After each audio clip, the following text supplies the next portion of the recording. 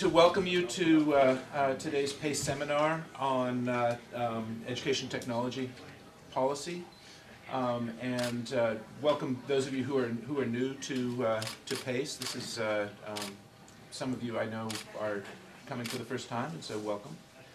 Our speaker today is Dr. Charles Kerchner, who is a professor emeritus at the Claremont Graduate University in Southern California, and who over the years has taught me quite a lot about technology policy. And in recent years we've begun to think together about technology policy, and I'm really looking forward to Chuck's presentation. I think you all will learn a lot. So, Dr. Kerchner, thank you. Greetings, enjoy your lunch. The title of this little ditty is Education Technology Policy for a 21st Century Learning System. And I wanted to, at the outset, underscore the second part of the title. What I'm going to talk about is not buying iPads and sprinkling water on them. It is, in fact, about how do we think about how we change the system of learning that we offer for students and make available. And let me just say, as long as we're sort of in the beginning slide parenthesis, I've written a good bit about this that I'm not going to talk about today. A lot of my postings and little bits are up on the website, www.mindworkers.com. I'd be very happy to have you take a look at that stuff and engage me however you would like to do it based on what you've read there. So let's start with the problem. The problem is that education technology has always overpromised and underperformed. Several years ago I was in the office and we needed to clean out a storeroom because we needed the space for something. And I was, they were shelves like this, and they had old journals on them like that. And I reached up and I pulled down one that promised that this new technology would revolutionize education. It would make education more personal. It would engage students. It would make students learn more. It would make work easier and more productive for teachers. And the journal was published in 1923, and the technology was a student workbook. Now, from that time to this, we have fallen into this historical trap that there is no more efficient system that we've created than one that puts 30 kids in a classroom with a teacher, unless it's to add a few more kids. Hence the discussions at bargaining time over class size. But buying technology is a good thing for schools. Schools like to buy technology. It makes them look modern and progressive. States like to buy technology because it makes them look modern and progressive. But the new technology is almost always crammed into this old learning production system. So if we're going to talk about fundamentally changing the learning production system, we then need to start to talk about what the policy looks like. Because historically we've had this kind of a situation where education innovation has not at all been equal to the pace of technological innovation. You get the technology, but you don't get the innovation. Until now, because what we think we have going on now is that the internet has the capacity to change learning and the learning production system in three important ways. One, it allows us to move from a batch processing system, which we created circa 1910, to a much more individualized system. Second, we actually do have software that can make you smarter. That is, there are things in the software feedback loop that will make teachers smarter, that will make kids smarter, and arguably will make school systems smarter. And I'll follow up on that in question time if you want to ask me questions about that. But the biggest single thing that happens as a function of modern internet-driven technology is we've got the capacity to move from what is functionally a hierarchical system, the one that we know and love, into a system that's fundamentally built on network thinking and network technology. Why is this thing changing on its own? Well, then the policy problem is, the policy problem is that technology is going to grow regardless. It doesn't make any difference what we do in this room or what they do in the big building down their block. There's tons of technology change that are going to take place. And I don't think that Governor Brown in his first administration or Ronald Reagan in his administration really spent an awful lot of time talking about how we were going to phase in this new thing called personal computers. It happened anyway. And so there are thousands of people working on apps and clouds and so forth, and we have almost no public policy control over the speed at which they work. It's also hard to link technology with investments. We are pushed very hard by our political constituents to say, can't we just grow back up this system the same way it used to be? We got a little money now. Couldn't we just add back in the nurses?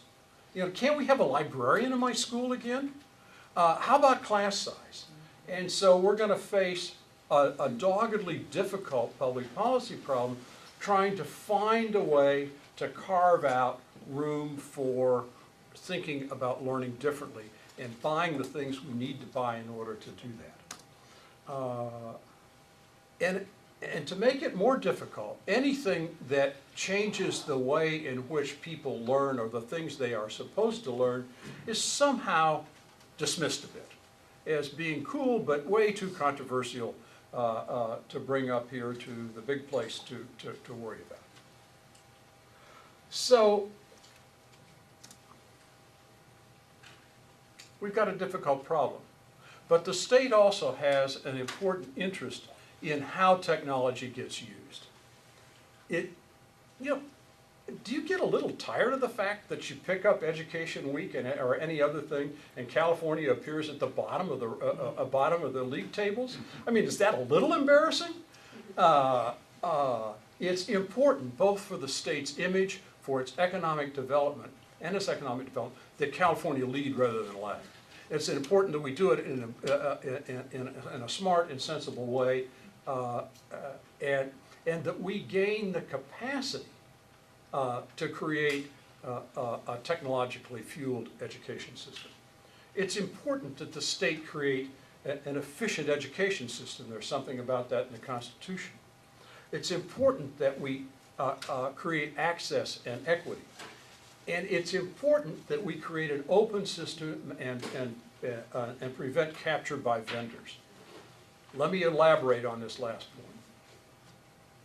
We have moved from a situation in which we have lots of people selling textbooks to a situation in which we have a few people selling learning systems. In effect, we have outsourced the intellectual and pedagogical core of our education system into as a make or buy decision. I think that's wrong, and I think we have the opportunity to turn that around if we get our technology policy right. So I'm going to be a little evangelical on this point, but we'll come back there later if you wish. So this is my big question. Why should California, the headwater of the digital revolution, get stuck in the eddies of early 20th century school design? I can't think of a good reason why we should do that. Do you? So I want to talk a little bit about 3 technology policies. 1, invest where schools have persistent and expensive problems.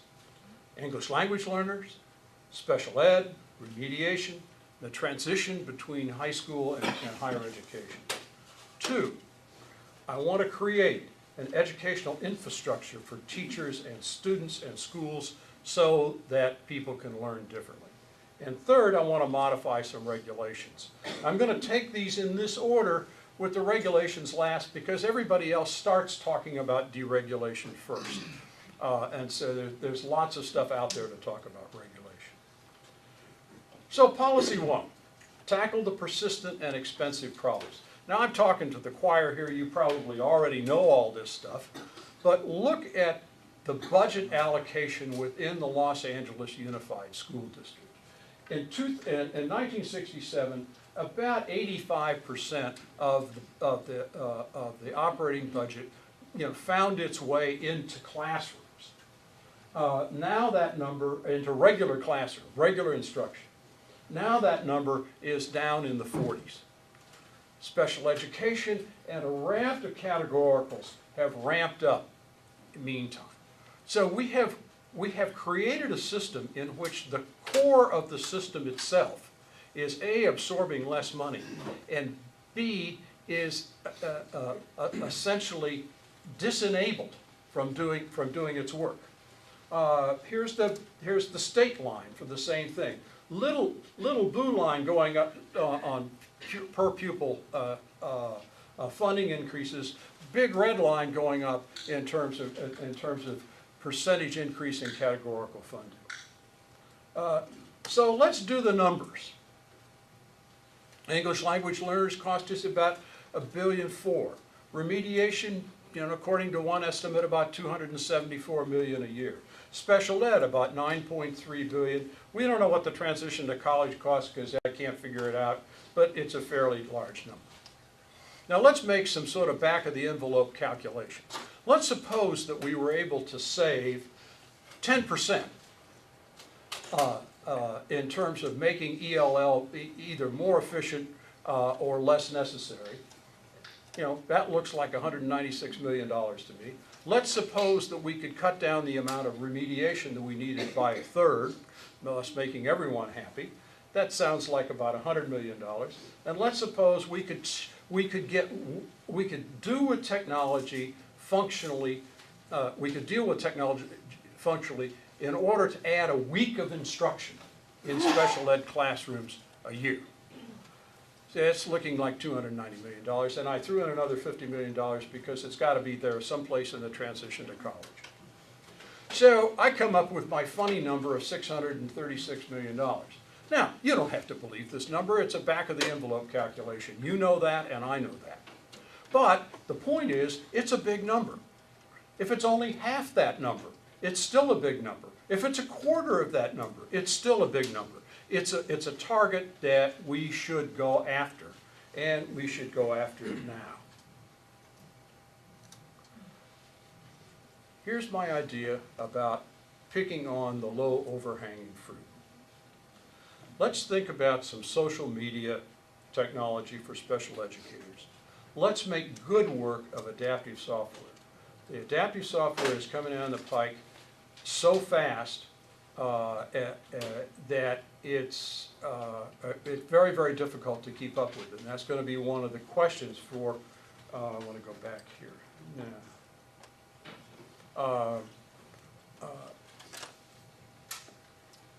This thing turned on automatic page turn. I'm not quite sure why it's doing it. I think it wants me to be done. Would you like me to be done? We can all go on.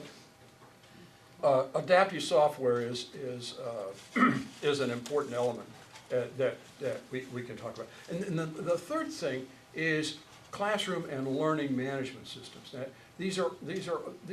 we've got lots of field trials in things like Moodle, which I happen to like because it's open source software. But even the existing program of Moodle has some real drawbacks, and the folks are working on that. We need to be able to get software that tells a kid how he or she is doing, and tells a kid's parents how a kid is doing. And it needs to be real-time kind of information, not when you get your state report card at the end of the summer.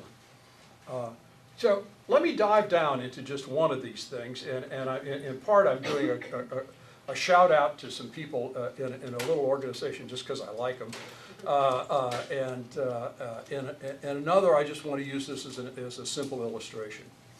over on Page Mill Road in Palo Alto, there's some guys working in about 3 cubicles. One is a guy named Daniel Yu, and he used to be a special ed teacher, and he got frustrated the special ed teachers spent an awful lot of their time shuffling paper. And he said, I think I know how to fix this system. So he's created this little company with his friends called Goldbook. And Goldbook takes the basic logic of Facebook and turns it into an educational tool. So you, and you know, you're a speech therapist, and you're an assistant principal, and you're the principal, and you're the parent, and you're the regular classroom teacher, and you're the reading teacher, and we've all got this one student in common, and his name is Michael. Well, in Goldbook, we can form a group. We can share stuff that's just all about Michael. We can get Michael's results. If Michael does something really nice in my classroom, I take out one of these, I take a picture, 2 seconds later it is on your account. So you can get comprehensive student profiles, you can get full team collaboration, and you can get the thing that drives the expenses of special ed up. You can get documentation of effort, so that if a child was entitled to something, you can show that the child got it without sending a minivan of people out from the Coordinated Compliance Review Center to check all the paper records that they're required to keep. Daniel maintains that at a minimum, you could get a week's worth of teaching out of teachers that instead of paper hanging out of a year. I don't know whether Daniel's right, but what I do think is we ought to give Daniel a good clinical trial of whether this thing works or not. And hence my first policy notion. We need to think about a different adoption channel for technology. Technology, like textbooks, goes through this very narrow funnel. And as a consequence, it gets legalized and it gets slow. I will almost guarantee you that by the time you get a piece of technology through that funnel, it will be outdated. It also has a remarkable dampening effect on real experimentation. So my idea is fairly simple. Let's start a teacher technology fund in California. Let's make small grants. You pick the number, $500, $2,000, $2,500, pick a number you like and can afford. Let's make them available easily to teachers. You know, one-page online application. Let's get the money to teachers, not to school districts. Let's get the money to teachers. Give them a charge account, like one at Amazon. Maybe you use Amazon, I don't know, so they can buy stuff. And here's what we require of them. We require of them to give us full testimony about how it went, so each one of those teachers is in fact a beta test site. So you get good feedback from thousands of people who have tried something new. I think that would be a pretty good investment. And I would couple it with another investment. We've got some good field trials of fairly large systems in personnel and instruction, in data management, going on in school districts in California. It's already out there. We have not been able to aggregate the things that they know in these places, and I would suggest a very large grant to PACE to be able to take that, to PACE or anybody else, but particularly to PACE, to do that. But my plea is really simple here. Start now, do it fast. If a state agency can't do it, you know, a partnership with somebody else that can get the work done in a hurry. Now, policy 2 is somewhat more difficult. I'd like us to create an education infrastructure in California. It's available. to every kid in the state, every family in the state, every school in the state. I do not think that California needs a virtual school a la Florida or some other states.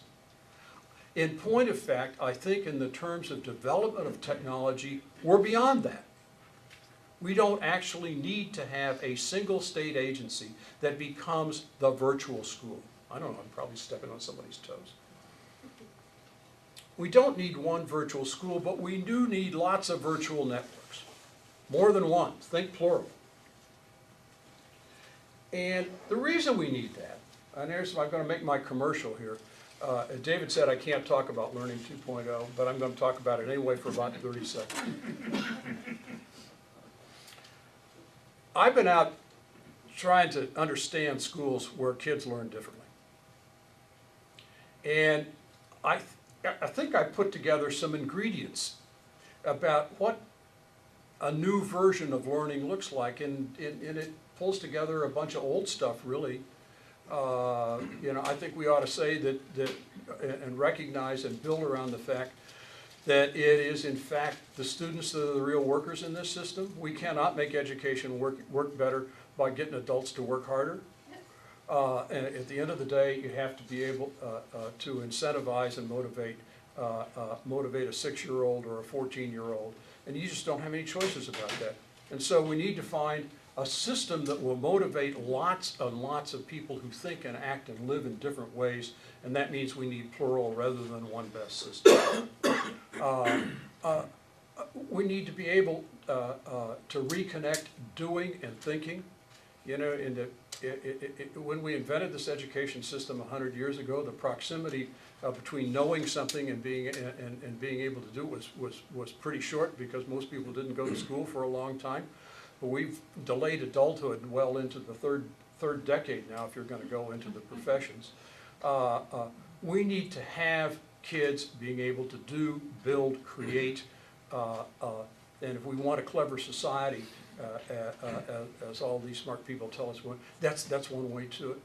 We need an individual education plan for everybody, not just kids that are in special ed. We know how to do that. And we need to be able to unbundle something that we bundled together a century ago: teaching, testing, and growing up. I mean, the best thing a teacher ever did for me was to get me to grow up, not to do a great lecture. And what's starting to happen in technology is you can get the great lecture from lots of different places, and maybe we ought to rebuild teaching on the notion of having it be much more a coaching function and less a direct instruction function, and that we ought to start to think about how the whole occupation changes. And then finally, we need to get into the curriculum the notion that working with other people, collaboration, and that solving fuzzy, difficult to solve, ambiguous problems is part of, is maybe the 21st century skill that was analogous to industrial discipline in the 20th century. This stuff's important. And so we need an infrastructure that helps get us there. That is a big umbrella for the state. So here's some ideas. Here's what I would like to see this do. One, provide access and information. I've looked at a lot of ways to get technology to kids. The mechanical way that I think I like the best is bring your own. Build a technology system around technology that kids bring to school, then make it possible for kids to buy it. The state has an awful lot of purchasing power and a lot of power to try to drive and tweak the market. It makes a lot more sense to have the kids bring their own device than have one locked up in a supply room, checked out, delivered, and so forth and so on. The second bullet point, sort of a no-brainer: increase access to networks at school, at home. And there are lots of people working on this, and so I didn't bring this down to actual numbers, because there are people who have actual numbers that are going to wander in to the State House right away and say, we need another 10 million for access. It's a constant problem because the amount of bandwidth that we need goes up as the toys get better. And then finally, and this is where we've been stuck, you know, there's no reason we should be stuck here, but we are. We need to build a fair and useful data system, and both those words are important. The data system really should never be a gotcha for teachers. We need to get beyond that notion that the way we're building this data system is in order to be able to fire teachers. The way we're building this, the reason we're building this data system is in order to make the system more productive. And if you lead with, the reason we're going to build this data system is we want to make it easier to fire teachers, it's going to be a loser from the get-go. I want this system to be an open system. I'm a big fan of open education resources, and I think we ought to, our infrastructure ought to be that way. And then the third thing is important. Stay with me for a minute here. We need a way, as a state, for kids to take tests and get credit that is independent of seat time. That is the big productivity potential gain in this system. There needs to be a way for kids who need to learn, take longer to learn, or can learn faster, to be able to take a test and get certified as knowing something. Lots of problems here. And those of you who have played with the remedial education stuff know there's a certain gaming that goes on in the system and so forth and so on. Well, there's gaming that goes on in all systems. But we need a system that is capable of external testing and gaining credit. So, he says, here's some design principles. The big design principle is the thing that's up there in the corner of the screen, Legos. You need Legos. You need educational Legos. Because what Legos represent is what in manufacturing is known as flexible specialization. It's a very important design principle that got us away from the assembly line. And indeed, you know, we say we don't manufacture anything in the United States anymore. We manufacture more than we ever did. And we've gotten very, very smart about how we do it. We break down complex processes into modules, in the case of education, lessons, projects that teachers and students can combine and create customized learning. I mean, in a way, this is what Saul Kahn did, but sort of accidentally. The notion that there are lots of bits and pieces and that teachers and individual learners can be able to customize their own education. And that ought to be our #1 design principle. And our second one ought to be get learning tools in the hands of students. If we can drive this whole system with students as opposed to driving it with adults, I think they're going to move us quicker, faster than we have any idea. I've got a 4-year-old grandson, and his older siblings got Kindle Fires for Christmas, and so his dad dusted off the old one of these, you know, took the phone portion out, loaded it up with some stuff, and gave it to him. He's 4. He's never seen this thing before. He looks at it and he said, "Dad," he says, "this condo we're renting for Christmas, it got Wi-Fi?" He said, "What's the password, Dad?" It took this kid who had never seen this thing before 30 seconds to be able to log on and download music. Download music. I mean, you know, if we get these tools in the hands of kids, you know, they will, you know, and trust them, they will do good things for us. And the final design principle is this: experiment. Avoid a rush to judgment. One of the things that we're trying so hard to do because we're afraid of making a mistake. We're afraid somebody's going to come into our office and say, you know, you didn't really pick the right math program. There's a better one. We're afraid of that. But this really needs to be an experiment. We, in terms of education technology, you know, are sort of where Hewlett and Packard were when they were still in the garage. It's very early in the game, and we do not want to screw this thing down to the floor and tell people we know how to do this, because we don't. And so we need to have a field that's open for lots of experimentation.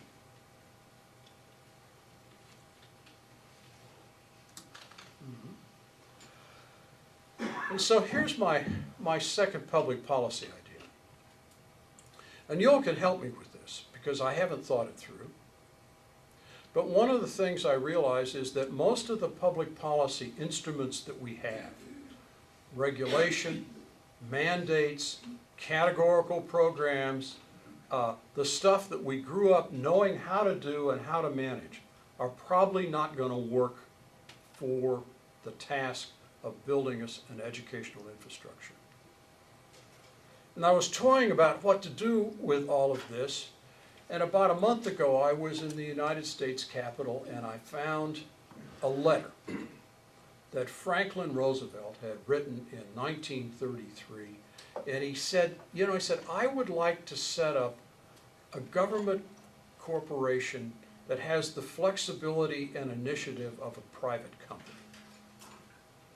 And he called it the Tennessee Valley Authority. The idea was to be able to tame a set of rivers that habitually flooded and caused economic hardship throughout the Middle South. We need something like that. We need some form of public-private partnership that people who are inventive and know how Sacramento works in this room could think about. We need to be able to get the brightest minds in Silicon Valley together with the experienced troops in school districts and say, how can we actually move this thing forward in ways that make sense? To create a specific legislative agenda, to get the right people in the room, and to create this experimenting society that I had talked about earlier. We need to create a clinical trials format, to broker the development of important analytical engines such as those that are used for adaptive software. It turns out this stuff is really hard, and that we don't really have the incentive system there in order to get people working on this hard task. We haven't figured out a way to either put enough philanthropic or government money into it so that the underlying engineering and software work gets done and it gets given away for free, or we haven't figured out a good way to monetize this. So a lot of thinking. And then finally, we need to broker the relationship between users and vendors. So we get vendors doing things that users actually want. There's an awful lot of app making out there, and a lot of it isn't too apt.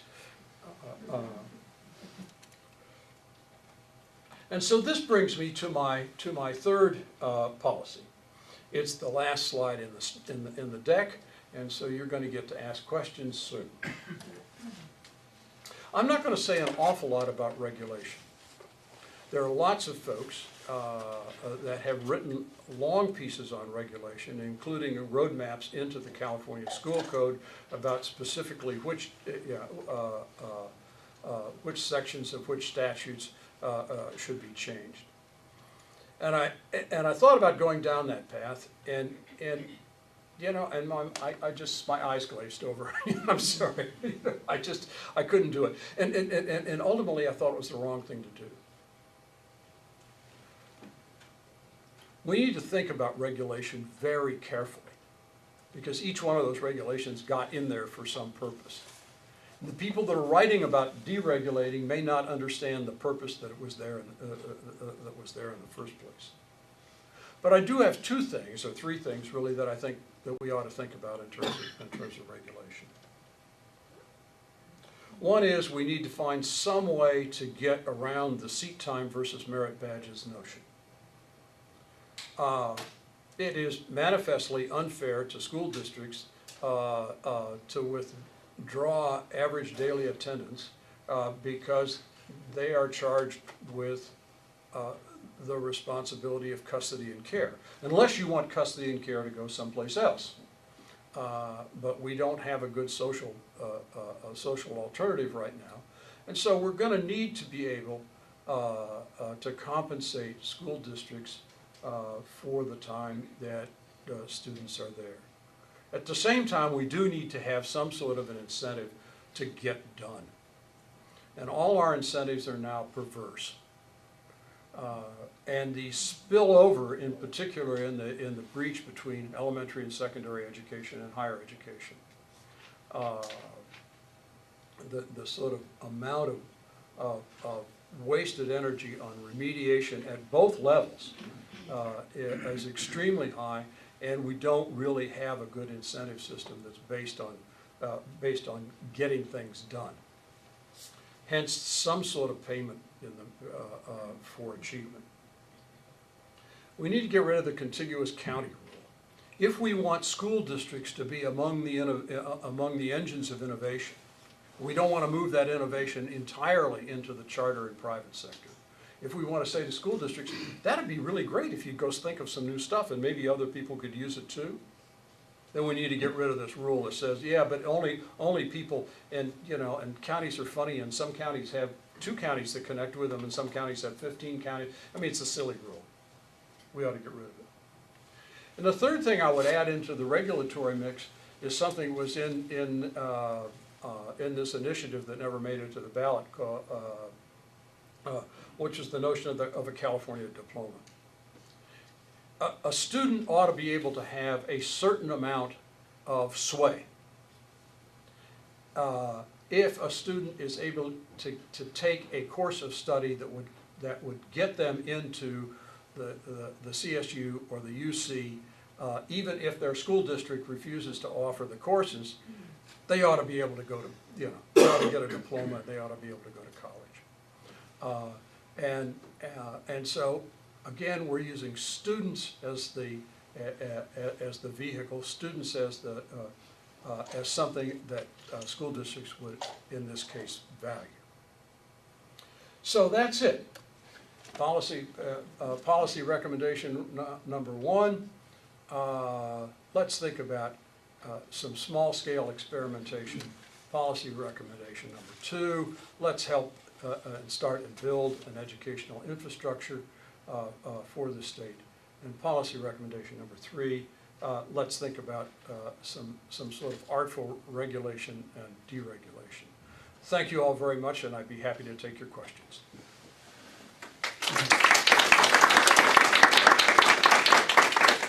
I have to say one of the reasons that I really like working with Chuck is that many of you know that when academics start talking, it's often very difficult to get them to stop.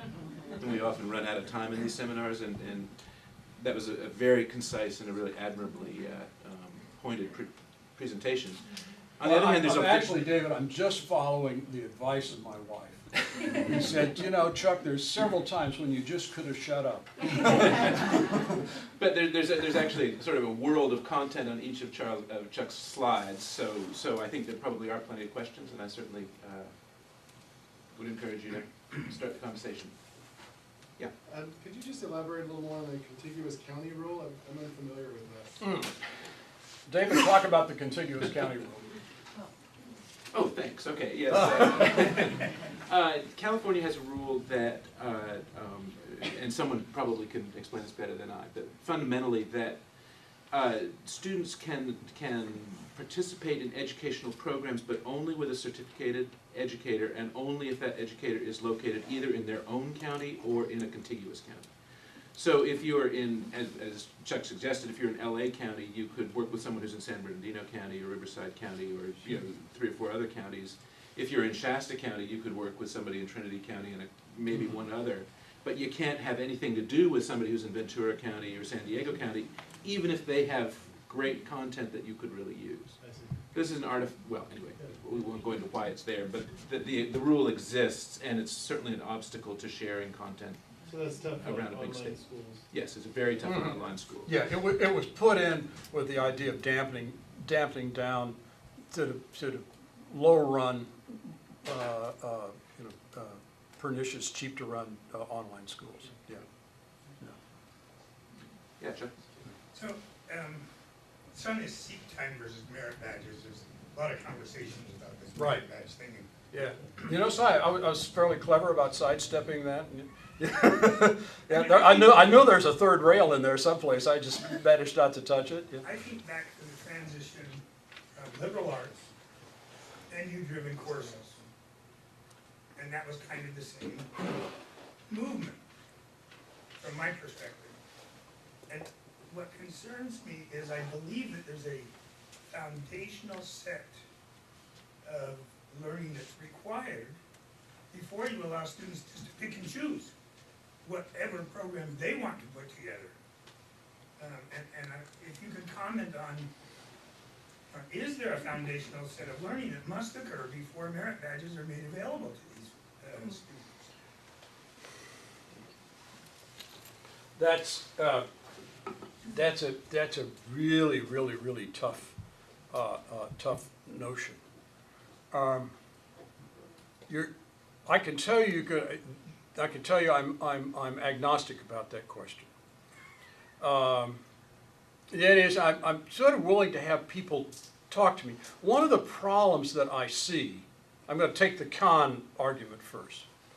One of the problems that I see in sort of interesting experimental kinds of, experiential kinds of learning is that the kids that are in schools where their test scores are 50 points below where they should be and are on one of the intervention lists tend not to get any of that because the teachers are making the argument that are making the pro argument, saying, well, I'm sorry, you don't really learn, you don't really know enough yet in order to be able to have one of these engaging experiential kinds of experiences. And it may be possible that we can blend this in a different way. I'm afraid of the way in which the foundational notion then becomes sort of a Hotel California. You know, you really can't check out of this place, so I hear that there. I mean, there are lots of. Let's just take writing as an example. You know, it really helps if you're going to be a writer if you've got some of the fundamentals. Now, it's a term of art, really, about how do you pick that up? Do you learn to write by writing and publishing along the way, or do you have to be able to pass a rhetoric test in order to learn to write? This is something that's actually sort of near and dear to me because I'm somewhat dyslexic. And I'm a terrible speller, and it wasn't until I got freed of teachers of rhetoric that I could actually teach myself to write. So I hear the foundational part, and I also hear the foundational part in terms of sort of the cognitive and cultural hammock. It's important that we know some stuff. And that we put it into long-term memory.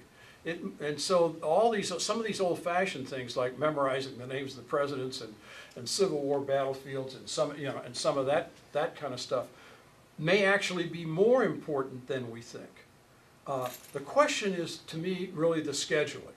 How do we get that train going along with this other train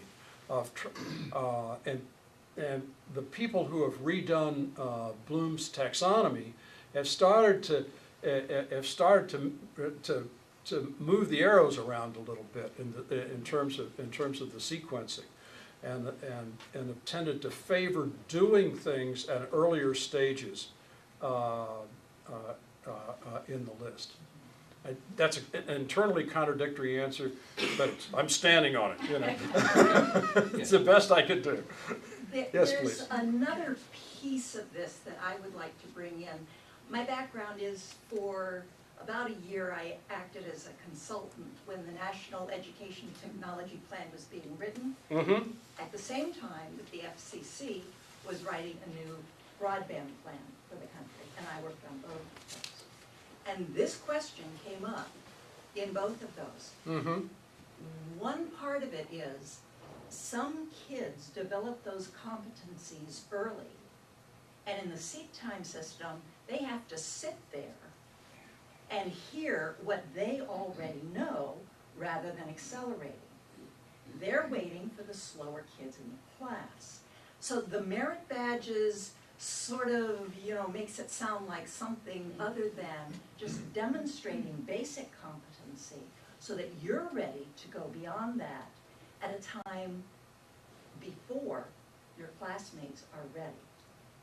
Conversely, some kids are a little slower to pick up the same concepts, but they're pushed along at the same rate. So part of this is letting kids find their own rate of demonstrating competencies, not the merit badge so much as developing and demonstrating that they have mastered certain competencies. So that was a part of the conversation a couple of years ago. So that's, let me play that back a little bit, because it's, there's important stuff here. We have tended to think about the merit badges as this sort of end of course or end of experience thing. This sort of Mr. Goodwrench or you know, or Eagle Scout kinds of things. And what I'm hearing in your comment is a plea to move this into instruction itself, and to build pieces of instruction, hence my Legos, that are about getting little competencies, so that those can be hunked together into meaningful experiences that might be big competencies. Am I getting close? Okay. And not to peg it to the age of the child. Right. Or the number of hours that they've been sitting in a Right. particular class. Right. Yeah. That we may want to rethink age appropriate. Yeah. Okay. In the far back there? Yeah.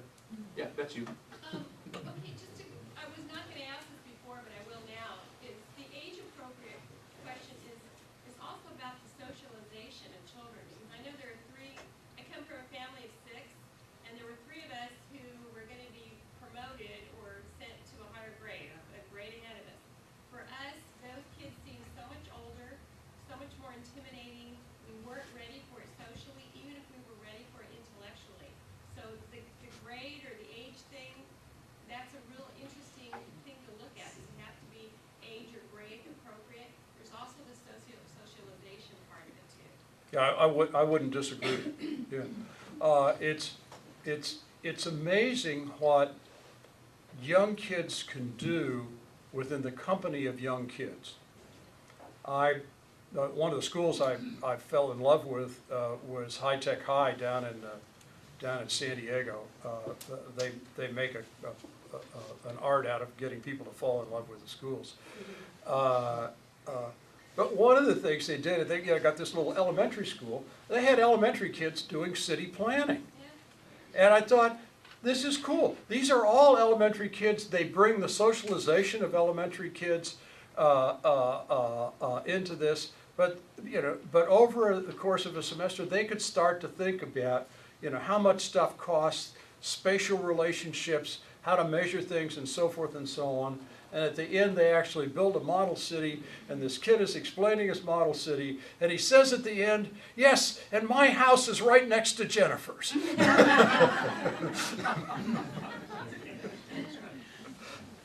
Well, you said early in the talk that we bundled a number of different The- activities into a single institution. Yeah, the teaching, testing, and growing up. Teaching, testing, yeah. and growing up. Yeah. And the growing up piece is non-trivial, right? We expect schools to manage that process as well as the teaching and testing.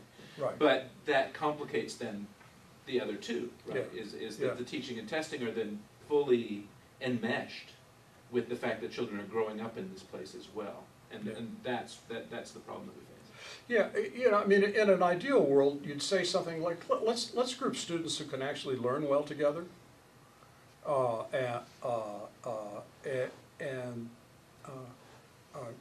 You know, we know they're big tales, you know, both end of the sort of cognitive curve, and at any given day, you know, a third of the kids are terrified and a third are bored. And we could probably do something, you know, something good or better with both of those thirds. I see a hand that just really got to go up here. No, I was just gonna circle back to the question of, you know, the merit badge and the assumptions that we had over time about end-of-course assessment. Because it's really different to have the assumption that, I have an assessment that I believe measures the core content of a subject that I know the child has sat through. Versus, I have an assessment that the child's never sat through, you know, a course, and is gonna try to take a test to demonstrate competency. That's a very different kind of assessment. You bet, that's an important statement, that's a very important statement. And we're gonna have to get better at creating those, in order to do any of this, we're gonna have to get better at creating those kinds of assessments. There is some history. I mean, if you wanna take it, if you wanna do the literality of it, we had a system, you know, of merit badge counselors, that, you know, that would work with young women and young men, on, you know, on these programs of instruction. And what was interesting there was it was a kind of blended learning. It wasn't just somebody walking into the room and logging into a computer and taking an exam. There was a certain face-to-face relationship that was harder to fake in that. And so the nature of the exam may turn out to be different than most of our policy friends are thinking. And if I can, I just want to follow up on drawing the thread back to the question of technology. Yes. Where all this started. And the issue of, so not only is seat time versus, you know, something else, that it's asynchronous, that it's becoming asynchronous. That we've got Right. kids who learn online, we've got kids who go through homeschooling, and even though they meet with the teacher Right. who's credentialed, you know, whatever, but they're no longer, the whole question of this structure that you're talking about is the capacity for the system to manage asynchronous learning. Right, I think that's very well spoken, and the next time I give that talk, that line will be in there. You can send me a check then. Yeah, that's right, yeah, well, David pays so well, I can take care of him.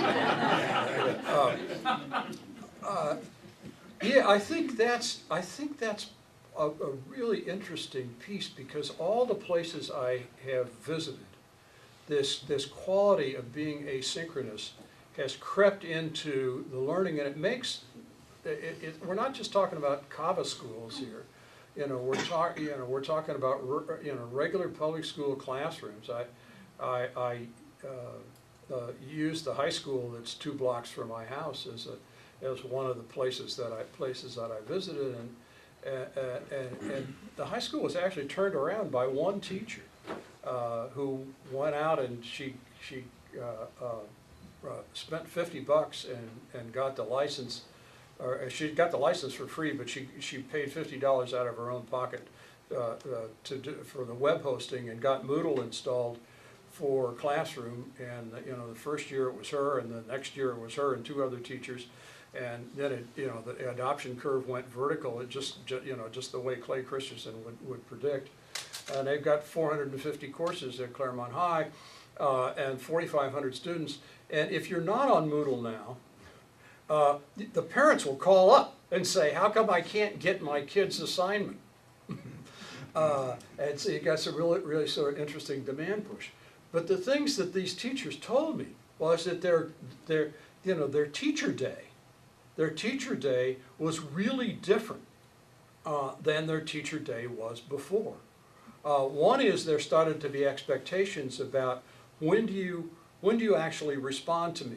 Are you required to respond to me when you're on vacation on the beach in July?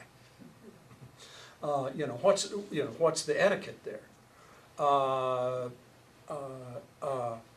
How long should an email or a message sit before you respond? This is very important stuff.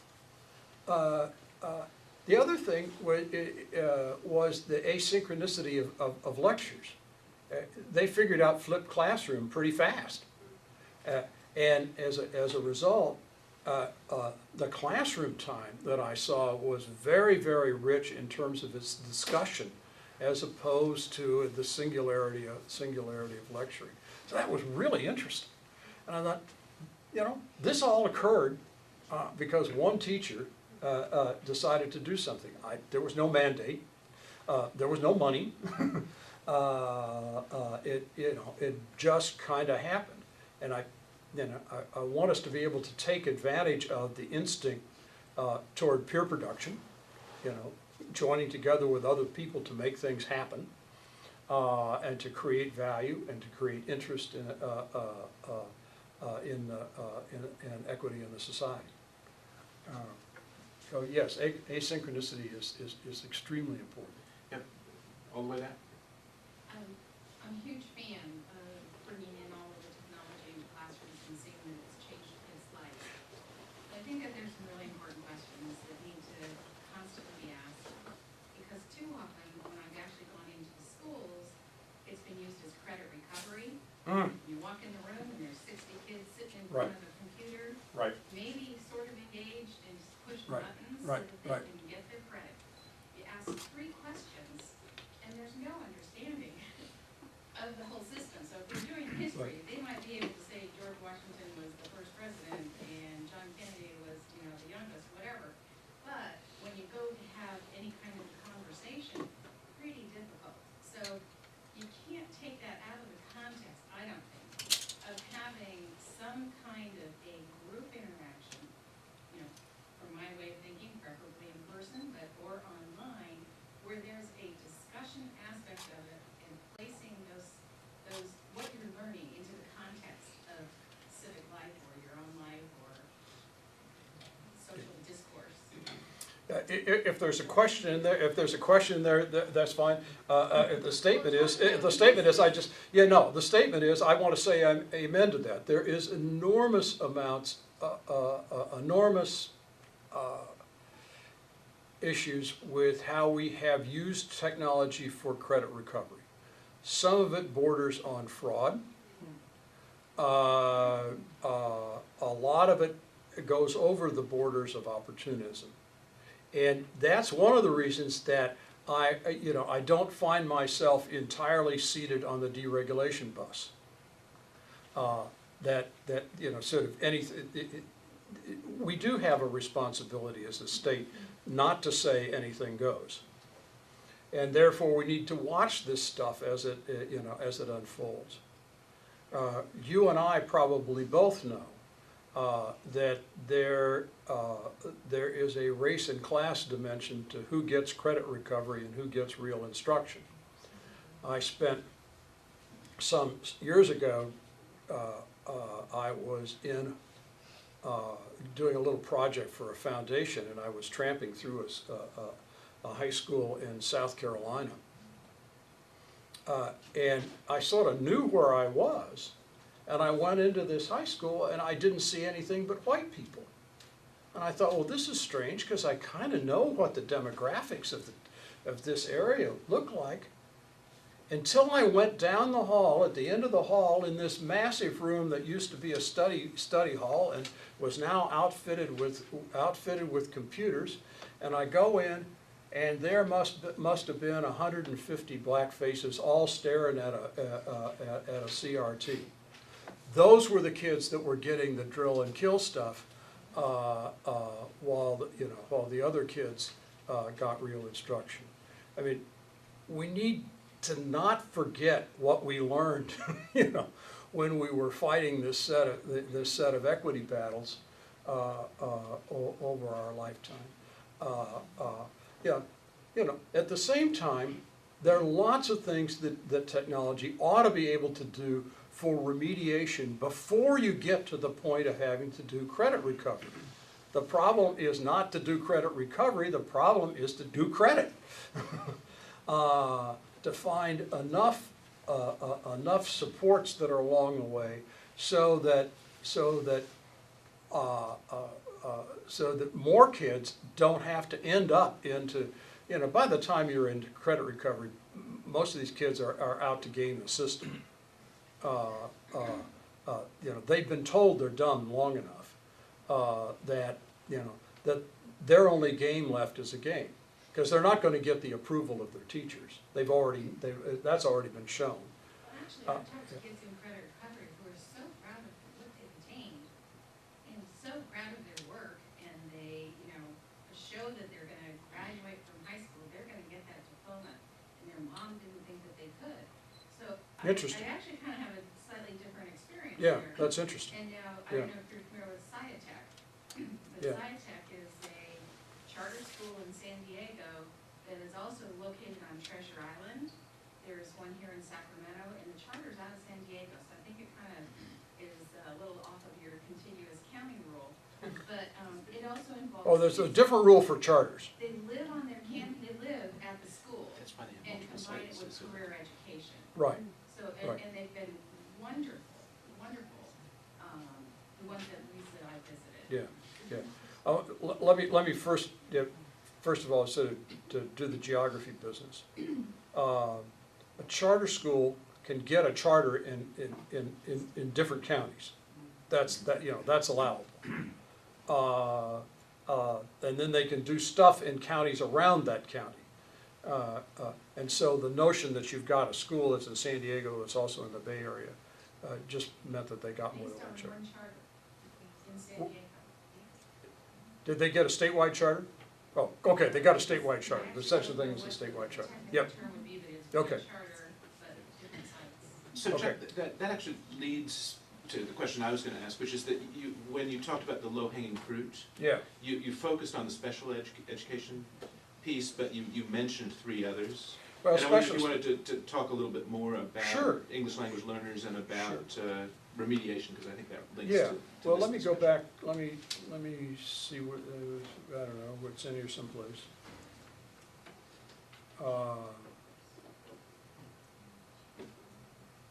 There you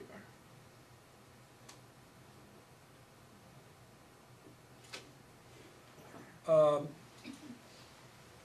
The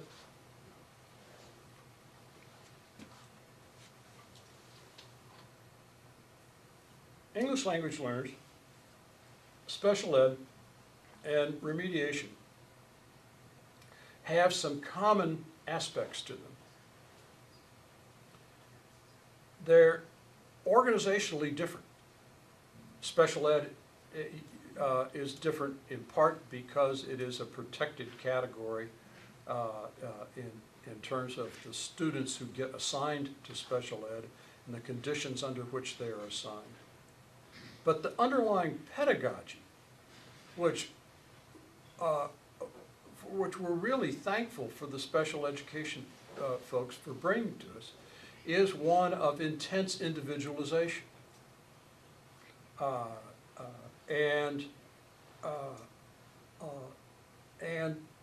English language learning has a protocol about it, which in some respects is about intense individualization.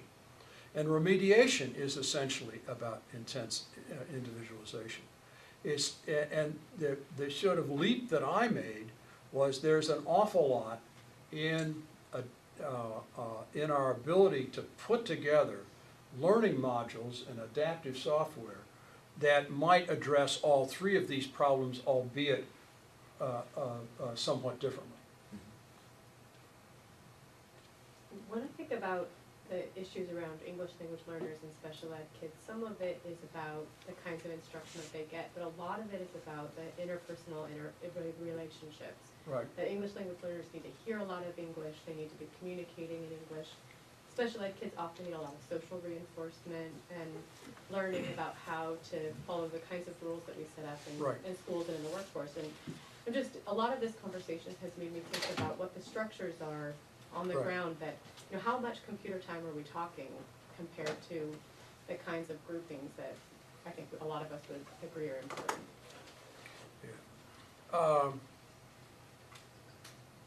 One of the problems that I don't have a 2/3, 1/3, so forth, answer.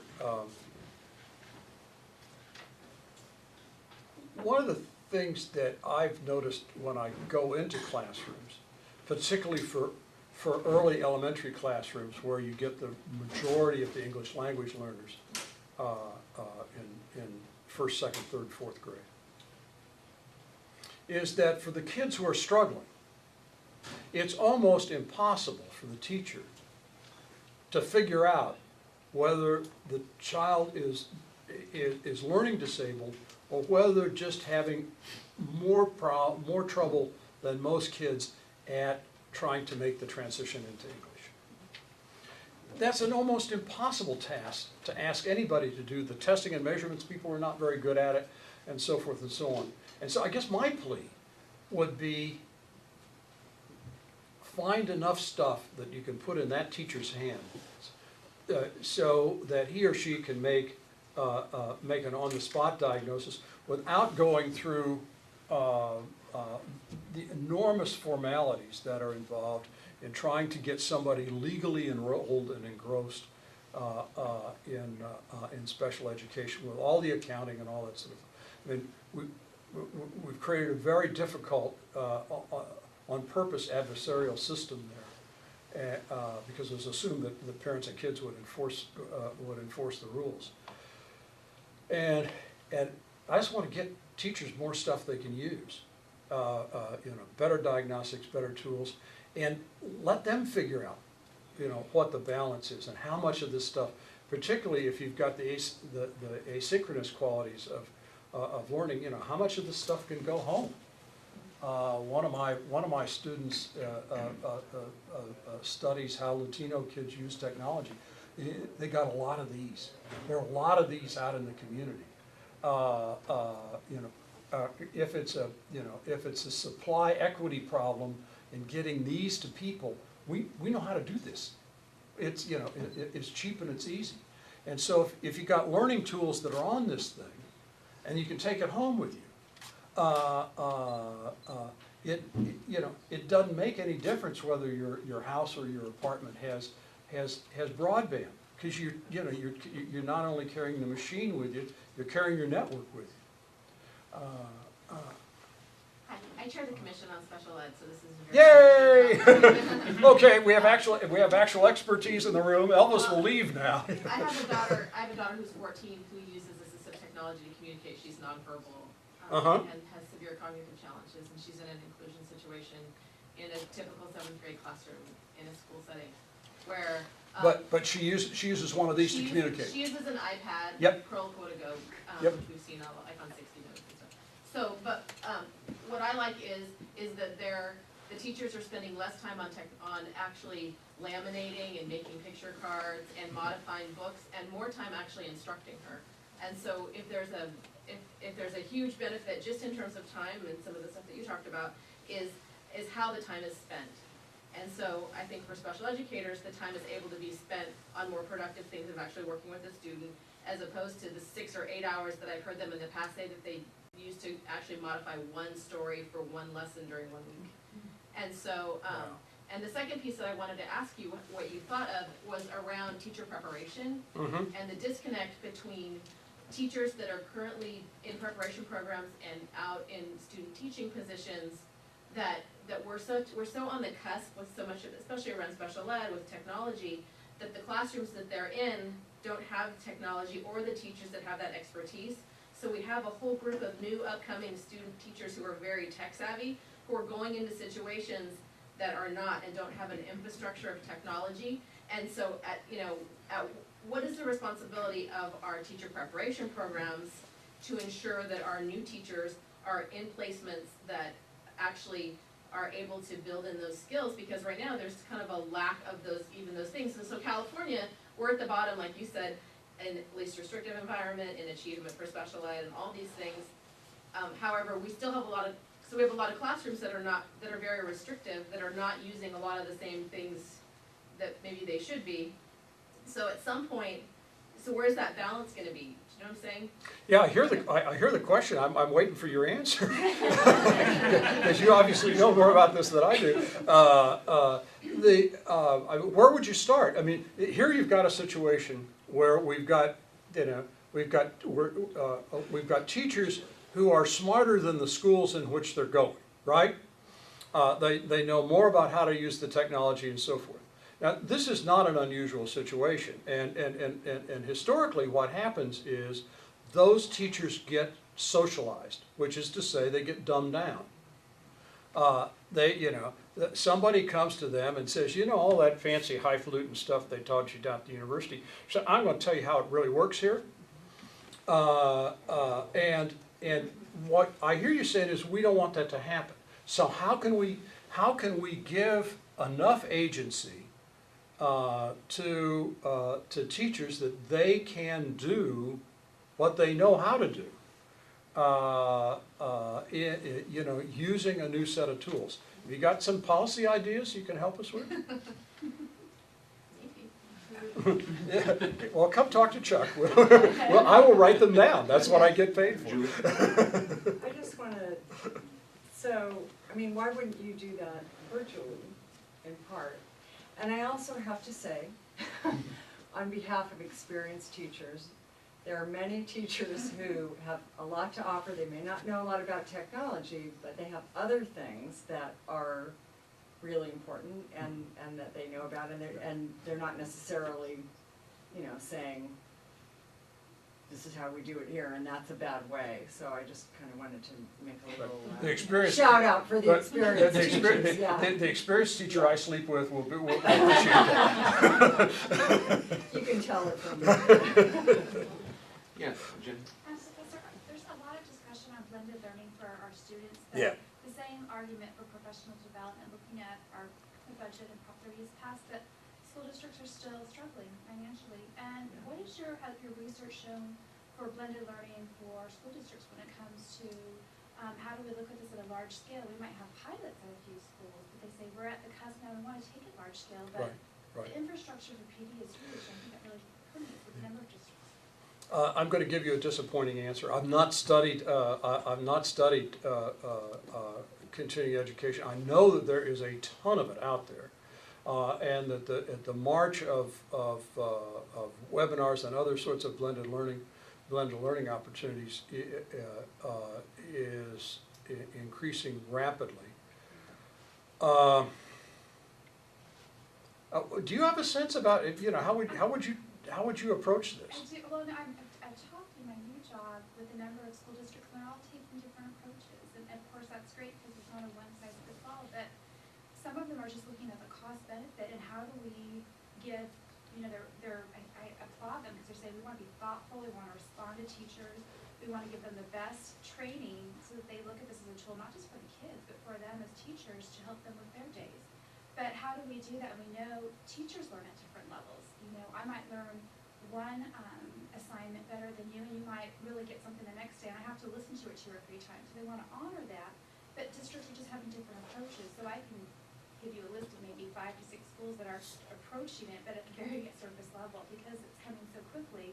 They're thinking of Common Core, they're thinking of how to address, they're out of compliance hypothetically for special ed, and want to be responsive, but they're at a surface level, and so it's an exciting time, but they're really pulling. Right. Well, this is one of the situations, and you're going to find this anytime you have a system that's in flux. You're going to find practice is going to lead what the academy thinks it knows by 5 to 10 years. That is the interesting stuff, when you get down to applied educational technology, is going to be in the applied part. And therefore, it's important for people who call themselves researchers to get out and watch what people are actually doing, because there's lots of really good what we would call natural experiments going on. It's also important for people who are practitioners to be a little thoughtful about it, and that's a problem, because days get filled up with calendars and meetings and so forth. And the famous admonition for administrators is, I don't want it right, I want it Tuesday. But it's important to treat within a school district, within a labor contract, these experiences as being little experiments. Okay, we tried this. Well, some of the teachers didn't like it. Oh, well, let's not do it anymore. Oh, but what about the other teachers? So we start to get actual information in the system so that going to school actually makes you smarter. And that's sort of a Pollyanna answer, but it's the best I can do on a Friday. Yeah, okay, in the middle there, one last question. There's a movement for computer adaptive and computer-based testing, and for English language. I'm sorry. Yeah, I'm not getting you. Okay. Sorry. I got there's a movement. So there's a movement for computer adaptive testing and computer-based testing, and for English language learners, the requirement to assess them in their listening and speaking skills is there in terms of we need to assess those skills. But then we have cell phones where you can do speech to text, and if I say call mom, it goes to calling Bob instead. So the question of accuracy, technology, have you seen, or is there any research, or have you seen other functionalities in the role of technology that can accurately measure speaking or other kinds of skills that are more orally based? That's a good question. You're out of my zone of expertise. I only know this. I know that when you talk about the English language in general, that's much more difficult. When the software programs have a limited vocabulary, and the children have to respond to that vocabulary, the accuracy of the voice to text goes up remarkably. So that's the real issue: is do you have vocabulary in the software? Is my understanding. And also Right. the question of accent. Can it Yeah. decipher through the accent and figure out if you truly are saying the correct word in English, even though there's an accent to it? I Yeah. can, so I don't know why the. Yeah, right. Oh, yeah. I'm from Chicago. I don't have no accent.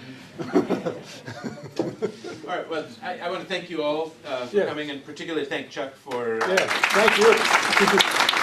Yeah. Enjoy it. a very thought-provoking presentation, and I think there are plenty of questions that will carry well beyond today's seminar. So thank you all. Thank you.